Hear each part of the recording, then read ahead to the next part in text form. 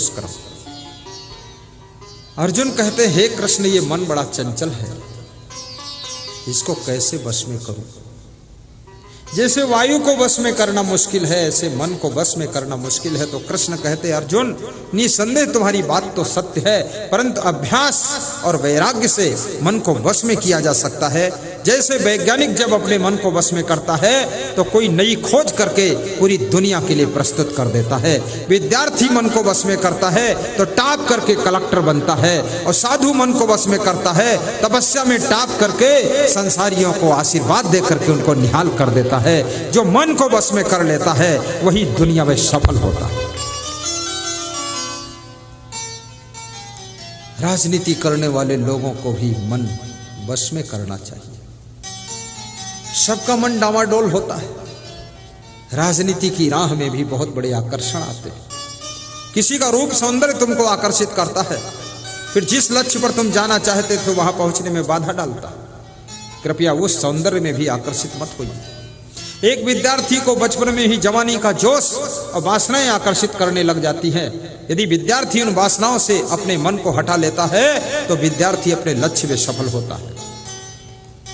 हर व्यक्ति की राह में बहुत सी बाधाएं आती, लेकिन आपका संकल्प दृढ़ हो और मन को भक्ति में लगा लो, सत्संग में लगा लो, तो मन आसानी से वश में हो जाएगा।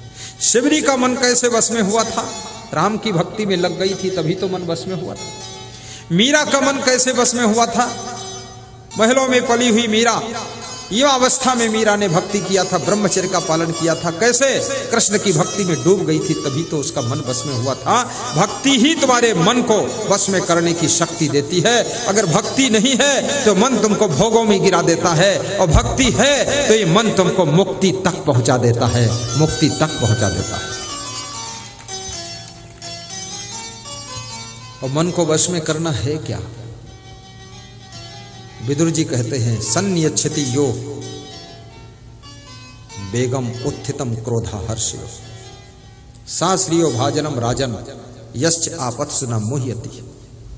जब मनुष्य के मन में क्रोध आता है और कभी कभी हर्ष के क्षण आते हैं, जो हर्ष को हजम करना जानता है और क्रोध को सहन करना जानता है वो राज्य और लक्ष्मी का अधिकारी बनता है, और भविष्य में आने वाली आपत्तियों को भी पार कर जाता है। इसलिए याद रखना, क्रोध आए तो भी क्रोध ना करना, तो समझ लो तुमने मन को वश में कर लिया।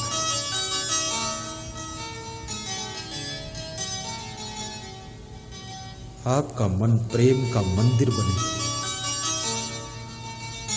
घर के सभी सदस्यों से प्रेम रखना, सबके ऊपर अनुशासन करना, सबको अच्छी सलाह देना, अपने घर की उन्नति, देश की उन्नति, प्रदेश की उन्नति के लिए भी सोचना, माता पिता को भी प्रसन्न करना, अपने गुरु को भी प्रसन्न रखना।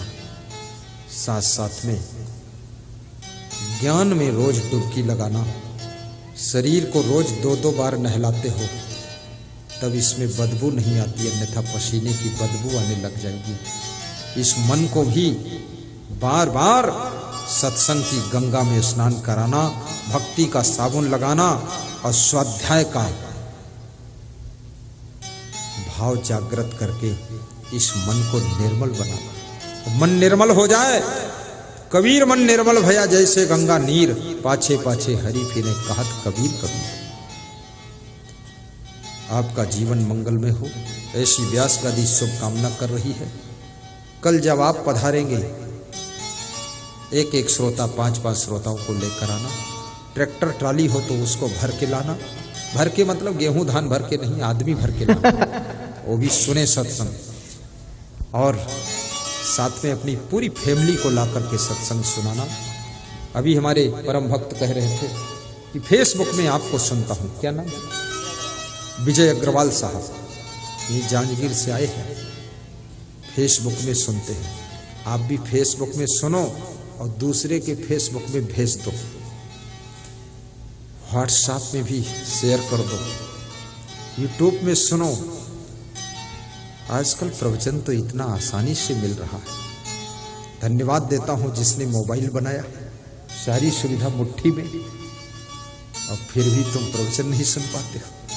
कितने लोग तो मोबाइल से इतने गंदे गंदे गाने सुनते हैं, तो ईयरफोन लगाए रहते हैं कि सारा कचरा अंदर ही जाना चाहिए, बाहर बिल्कुल नहीं। ऐसे गीत सुनते रहते हैं।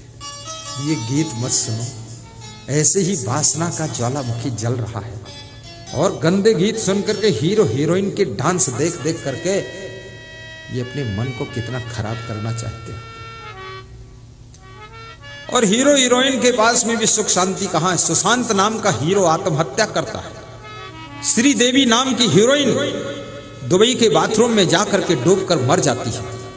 और कितने हीरो ने आत्महत्या किया है। सुखी होते तो आत्महत्या क्यों करते? इनके गीत सुन करके, इनके गाने सुन करके, इनका डांस देख करके तुम सुख ढूंढ रहे हो। तुम बहुत बड़े भूले हुए हो। इसमें सुख नहीं है। सुख अगर कहीं है तो मन को बस करने में सुख मिलता है। मन जब बस में हो जाता है तो सुख का सागर लहराने लगता है।